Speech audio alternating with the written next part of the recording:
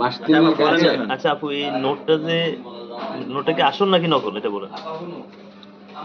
এটা কি আসল নাকি নকল? এই জায়গাটা অ্যাম্বুশ থাকে, কোন কাঁচা জায়গাটা? কোন কাঁচা কাজ, জায়গাটা? এটা এই কাঁচা কাজ। জায়গাটা অ্যাম্বুশ থাকে। 1000 টাকার নোট, এই কথাটা?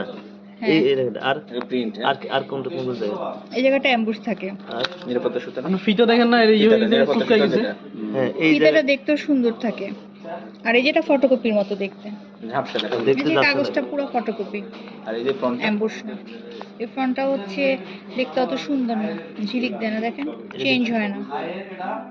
আচ্ছা, অপর পেটটা কিন্তু ভিতরে কিন্তু বঙ্গবন্ধুর ছবি দেখা সবই আছে। সবই আছে।